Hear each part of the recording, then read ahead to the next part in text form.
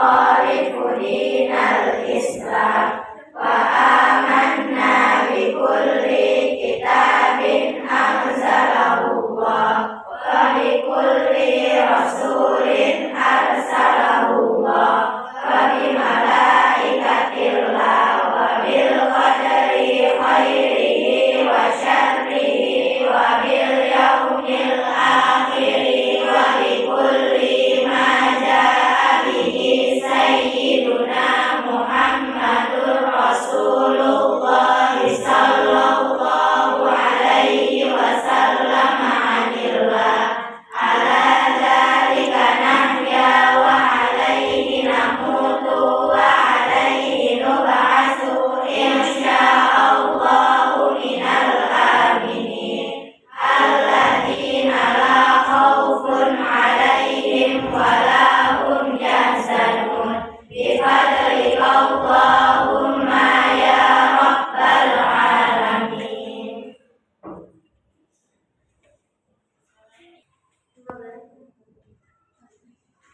Assalamualaikum warahmatullahi wabarakatuh. Waalaikumsalam warahmatullahi wabarakatuh.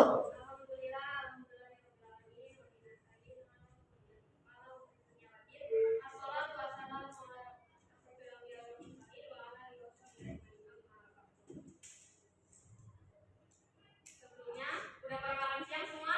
Ada yang puasa?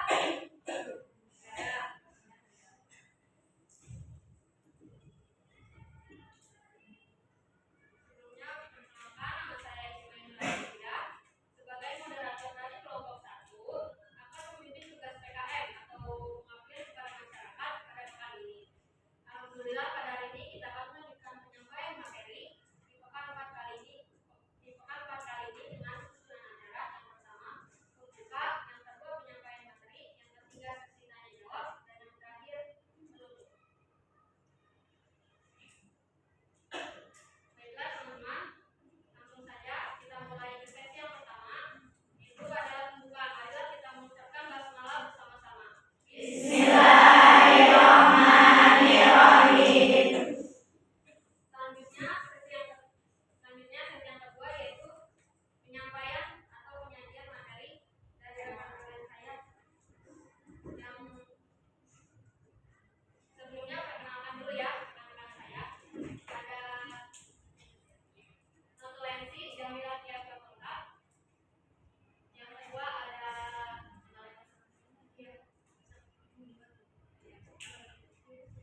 Perkenalkan, nama saya Jamila. Saya di sini sebagai notulensi. Selanjutnya, halo. Perkenalkan, nama saya Junia Rawangsi. Kalian bisa panggil aku Junia Juni Diego. Terus di sini saya kelas 1 keempat. Ya. Perkenalkan, nama saya Dinda Fadila Melani, pemateri 3. Perkenalkan, nama saya Surya Koli.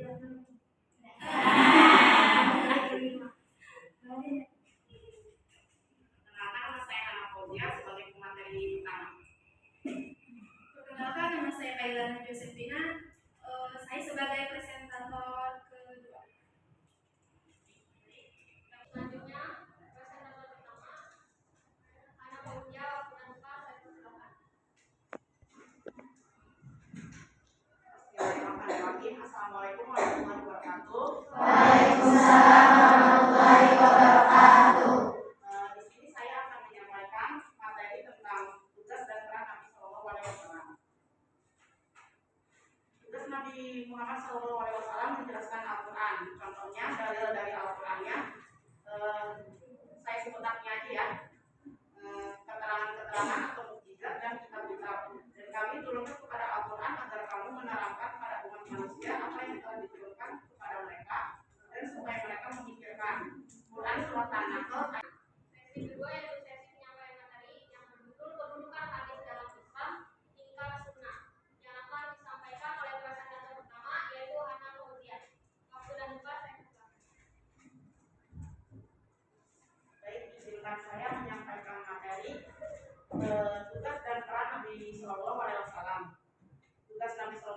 Wasallam, yaitu menjelaskan Al-Quran. Dan contoh dalil dari Al-Quran yaitu surah An-Nahl ayat 44 yang berbunyi keterangan-keterangan atau mukjizat dan kitab-kitab. Dan kami turunkan kepadamu Al-Quran agar kamu menerangkan pada umat manusia apa yang telah diturunkan kepada mereka dan supaya mereka memikirkan. Yang kedua, tugas Nabi Rasulullah merupakan teladan baik yang wajib dicontoh oleh setiap muslim. Yang berbunyi, sesungguhnya telah ada pada diri Rasulullah itu suri teladan yang baik baginya, yaitu bagi orang yang mengharapkan rahmat Allah dan kedatangan hari kiamat, dan dia banyak menyebut nama Allah. Al-Quran surah Al-Ahzab ayat 21. Tugas Nabi yang ketiga, Rasulullah wajib ditaati. Dalil dari Al-Quran surah Al-Anfal ayat 20 yang berbunyi, hai orang-orang yang beriman, taatlah kepada Allah dan Rasulnya, dan janganlah kamu berpaling daripadanya sedang kamu mendengar perintah-perintahnya. Dan contoh dalil Al-Quran yang kedua, barang siapa yang mentaati Rasul itu sesungguhnya dia telah mentaati Allah, dan barang siapa yang berpaling dari ketaatan itu maka kami tidak mengutusmu untuk menjadi pemelihara bagi mereka. Quran surah An-Nisa ayat 80. Yang keempat, Rasulullah mempunyai wewenang untuk membuat suatu aturan. Dan surah Al-A'raf ayat 157 yang berbunyi, dan menghalalkan bagi mereka segala yang baik dan mengharamkan bagi mereka segala yang buruk. Dan contoh kedua, Quran surah Al-Hasyr ayat 7, apa yang diberikan Rasul kepadamu maka terimalah, dan apa yang dilarangnya bagimu maka tinggalkanlah. Kesimpulannya, berdasarkan ayat-ayat tersebut jelaskan bahwa memakai Al-Quran saja dan meninggalkan sunnah atau hadis adalah sesuatu yang tidak dibenarkan. Maka barang siapa yang menerima Al-Quran berarti ia harus menerima sunnah-sunnah Rasul. Para ulama telah sepakat bahwa sunnah atau hadis sebagai salah satu hujjah dalam hukum Islam setelah Al-Quran. Dan orang yang mengingkari kehujahan hadis Nabi adalah kafir keluar dari Islam. Yang kedua, inkar sunnah. Apa itu inkar sunnah? Paham yang timbul dalam masyarakat Islam yang menolak hadis atau sunnah sebagai sumber ajaran Islam.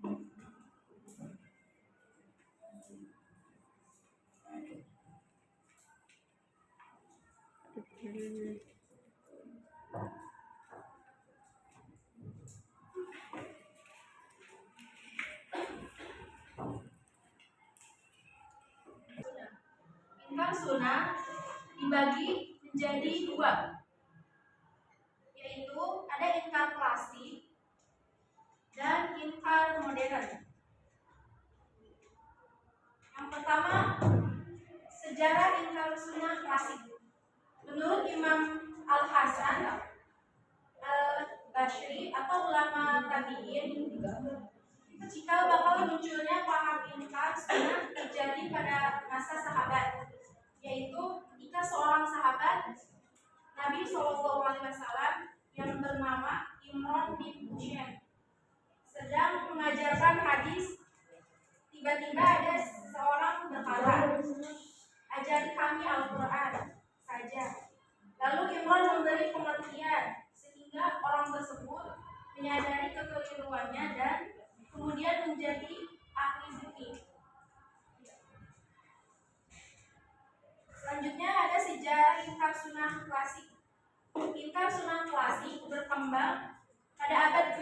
Hijriah. Pada masa Imam Syafi'i di Basrah, Irak. Imam Asy-Syafi'i pernah berdebat dengan orang yang menolak sunnah. Setelah melakukan perdebatan yang panjang, rasional, dan ilmiah, pengingkar sunnah tersebut tunduk dan dinyatakan menerima hadis. Karenanya, Imam Asy-Syafi'i diberi julukan Nasyir as-Sunnah atau pembela sunnah. Akhirnya pada abad ke-3 Hijriah, paham ingkar sunnah klasik banyak dari peredaran. Terus selanjutnya itu ada sejarah ingkar modern, ingkar sunnah modern. Ingkar sunnah modern itu setelah ingkar sunnah klasik tidak terdengar lagi gaungnya selama 11 abad. Pada abad ke-14 Hijriah atau 19 Masehi muncul paham ingkar sunnah di Mesir dan India akibat pengaruh kolonialisme yang melanda negara-negara Muslim. Terus di sini ada tokoh ingkar sunnah modern di Mesir. Yang pertama itu ada Syekh Muhammad Abduh. Syekh Muhammad Abduh adalah orang yang pertama kali melontarkan gagasan ingkar sunnah pada masa modern di Mesir. Beliau menolak hadis ahad atau hadis yang dalam setiap jenjang periwayatannya hanya terdapat maksimal 9 orang perawi untuk dijadikan dalil dalam masalah akidah atau tauhid. Menurutnya, untuk masalah akidah hanya. Oke, selanjutnya ada tokoh ingkar sunnah modern di Mesir, yaitu ada Dr. Taufik Sidki, menulis 2 artikel dalam majalah Al-Manat nomor 7 dari 12 tahun ke-9 yang berjudul Islam adalah Al-Quran itu sendiri. Sambil mengutip ayat-ayat Al-Quran, dia mengatakan bahwa Islam tidak memerlukan sunnah. Kemudian ada juga tokoh ingkar sunnah modern di Mesir yang bernama Ahmad Amin. Pada tahun 1929, Ahmad Amin menerbitkan bukunya Fajr al-Islam, di mana beliau mengulas masalah hadis dalam suatu bahasan khusus. Namun sayang dalam bukunya tersebut beliau memberikan keraguan tentang hadis. Kemudian ada lagi yang bernama Ismail Adam. Pada tahun 1933 Masehi, Ismail Adam mempublikasikan bukunya tentang sejarah hadis. Ia berkesimpulan bahwa hadis-hadis yang terdapat dalam kitab-kitab sahih tidak dapat dipertanggungjawabkan sumbernya. Menurutnya, hadis-hadis itu secara umum diragukan otentisitasnya, bahkan banyak yang palsu. Kemudian ada Abu Rayyan. Tongkat estafet ingkar sunnah di Kairo dipegang oleh Abu Rayyan lewat bukunya Adwa ala As-Sunnah Al-Muhammadiyah, sorotan terhadap sunnah Nabi Muhammad. Ingkar sunnah modern di India. India adalah negara jajahan Inggris. Untuk melepaskan diri dari penjajah umat Islam India menyerukan jihad. Pihak Inggris menyadari bahwa semangat jihad membahayakan eksistensi mereka. Karenanya pihak Inggris membuat kelompok yang dinamakan ulama muslimin yang mau memberikan fatwa bahwasannya jihad tidak wajib dengan mengkritik hadis-hadis tentang jihad. Di antara tokoh-tokoh adalah Garang, Ali, dan Mirza. Baik, akan saya lanjutkan. Di sini saya akan menjelaskan tentang tokoh ingkar sunnah modern di India. Siapa yang tahu? Ada tahu?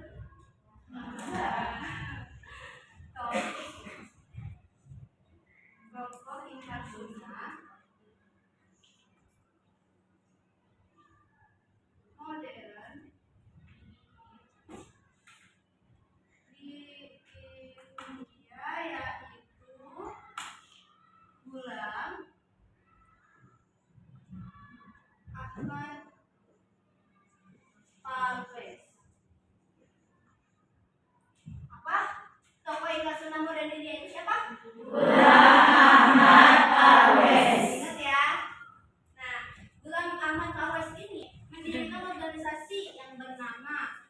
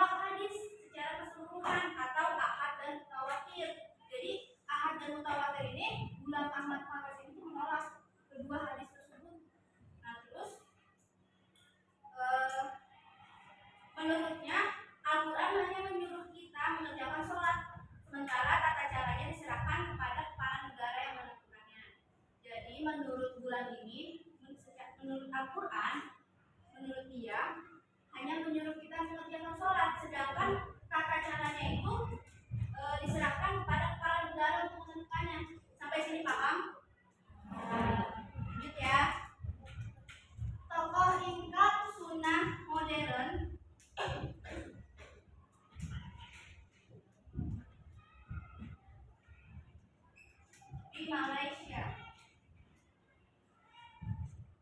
yaitu Kasim Ahmad.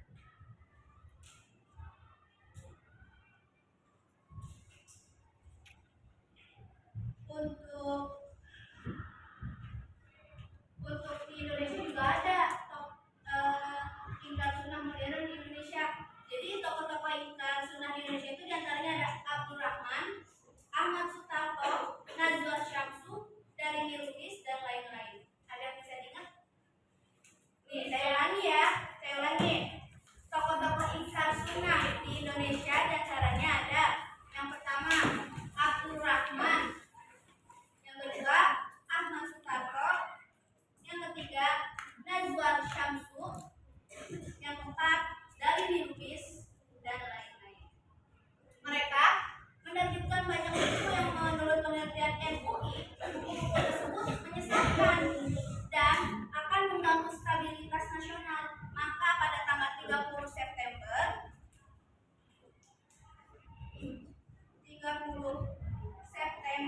1983, Jaksa Agung RI melarang beredarnya buku-buku mereka karena menurut itu menyesatkan.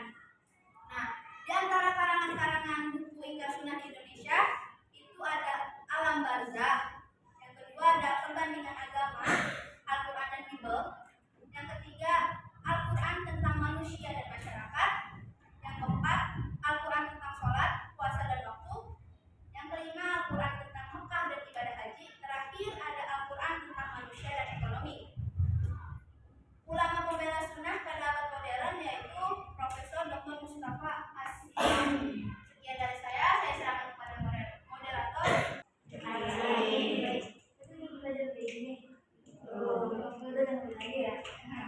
Saya mendapatkan ilmu baru. Iya, kita juga Masih belajar masih belajar juga. Belajar banget. Kalau ahli mah bisa tanya. Ulama pembela sunnah pada abad modern, catat. Ulama pembela sunnah pada abad modern tadi kan udah disampaikan yang satu, ini yang keduanya. Profesor Dr. Mustafa Al-Ghani.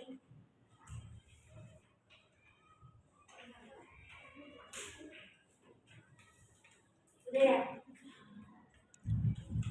Perbandingan ingkar sunnah klasik dan modern.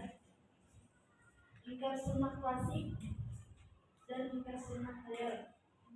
Perkembangannya muncul pada masa sahabat bagi ingkar sunnah klasik.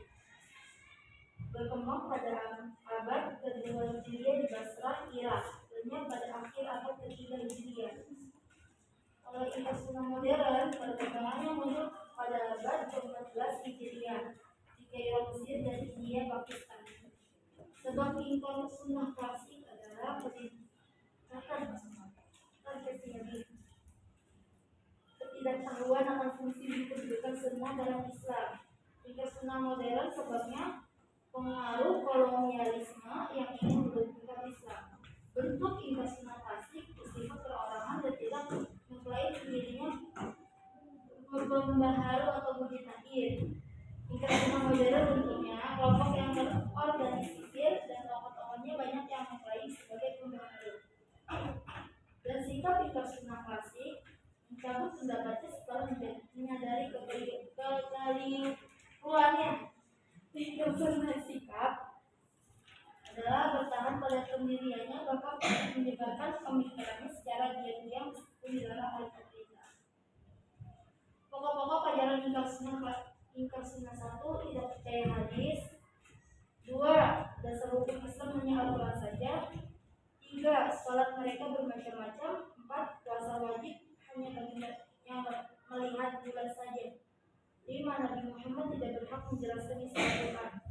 6. Orang yang meninggal tidak disalati karena tidak ada perintah dari Al-Quran. 7. Pakaian ihram bebas. Argumentasi ingkar sunnah dan bantahan ulama terhadap argumentasi ingkar sunnah. Al-Quran sudah lengkap berdasarkan Quran surah Al-An'am ayat 38 dan An-Nahl ayat 89. Ada yang hafal? Ada yang hafal ayat tersebut? Nanti ada rewardnya. Ada yang hafal? Quran surah Al-An'am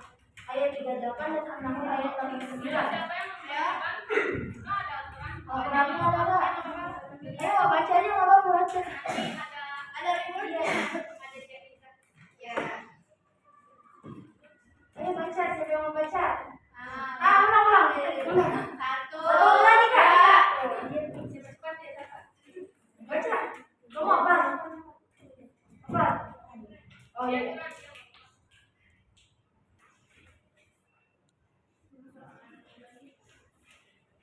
Yang kencang ya.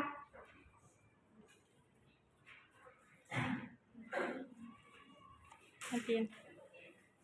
Udah. Al-An'am ayat 38 dan An-Nahl ayat 89.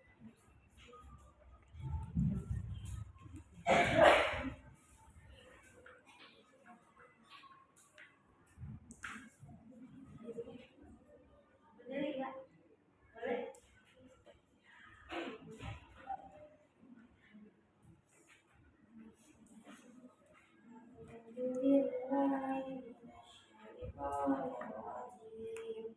Bismillahirrahmanirrahim.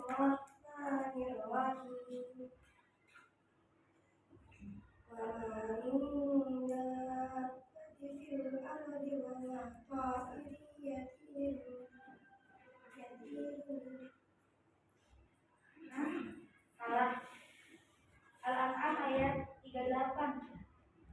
Kenapa? Bismillahirrahmanirrahim.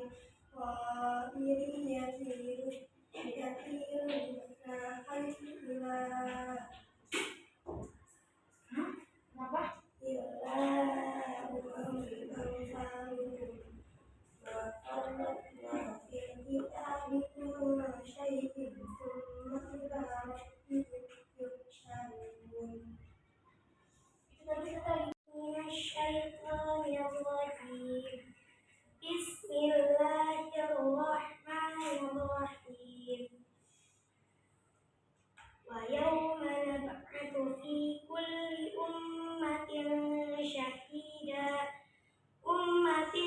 شهيدا عليهم من أنفسهم وجئنا بك شهيدا على هؤلاء ونزلنا عليك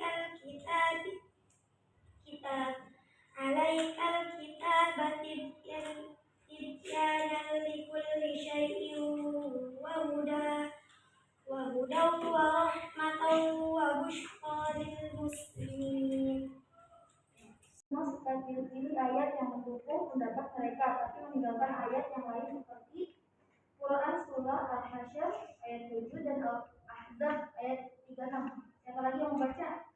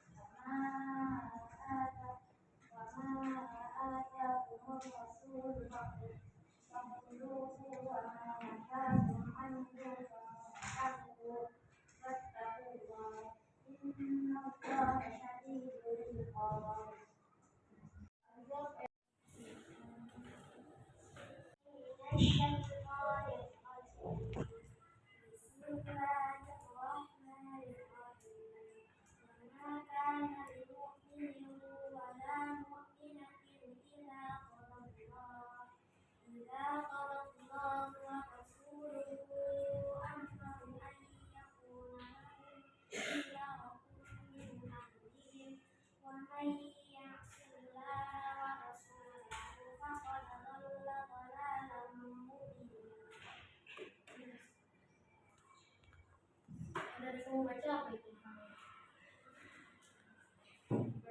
Ulama pada argumentasi ingkarsunnah dan bantahan ulama terhadapnya. Argumentasi ingkarsunnah yaitu Nabi Sallallahu Alaihi Wasallam melarang sahabat menulis sunnah atau hadis. Seandainya sunnah atau hadis adalah sumber hukum Islam, maka tidak mungkin Nabi Sallallahu Alaihi Wasallam melarang penulisannya. Bantahan ulama pada ingkarsunnah. Ada hadis Nabi melarang sahabat menulis hadis. Namun ada juga hadis Nabi mengizinkan sahabat metode menggabungkan makna kedua hadis ini dalam masalah ini. Udah? Ada yang bertanya? Ayo, yang masih ini masih belum paham. Kalau nggak ada yang mau nanya nanti kita yang nanya. Iya. Kalau nggak ada yang dari kalian ada yang mau nanya, kita yang nanya. Ya, ada yang nanya. Ada yang mau nanya nggak? Siapa? Ayo. Kalau ada yang mau kenalan ya. Dari tadi kita mau dari bahas. Ada yang mau ditanya, yang mau tolong. Nanya? Siapa ada yang mau nanya? Diri, kenalin diri.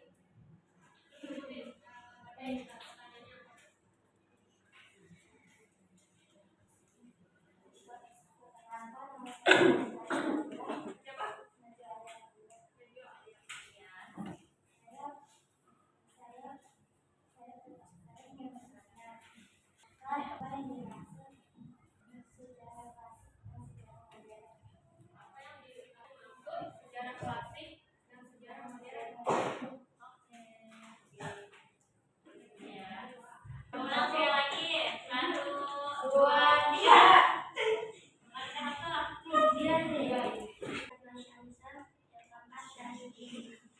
Betul nggak? Betul ya, Rahmat? Betul.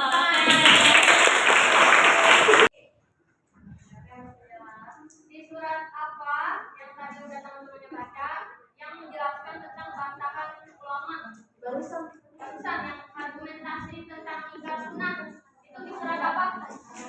Angkat tangan dulu. Ayo yang angkat dulu, angkat tangan dulu. Ya, 1, 2, 3. Yuk, pakai merah. Sekarang baca.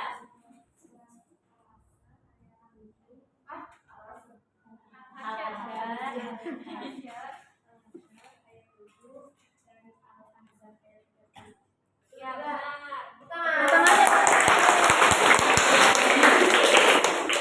Selanjutnya ingin menjawab tadi pertanyaan dari Najwa ya? Ya, Najwa? Nah, apa yang dimaksud sejarah klasik dan sejarah modern? Kalau sejarah klasik itu zaman yang kurun waktunya dari abad ke-8 pra-Masehi sampai ke abad 4 setelah Masehi dalam sejarah peradaban di kawasan Laut Tengah. Itu yang dimaksud dari sejarah klasik. Kalau dari sejarah modern dijelasin sama Rahmat, silakan. Kalau di sejarah kalau zaman modern, masa pembaruan atau modern bagi dunia Islam adalah masa yang dimulai dari tahun 1800 Masehi sampai sekarang. Masa pembaruan ditandai dengan adanya kesadaran umat Islam terhadap kelemahan dirinya dan adanya dorongan untuk memperoleh kemajuan dalam berbagai bidang, khususnya dalam bidang ilmu pengetahuan dan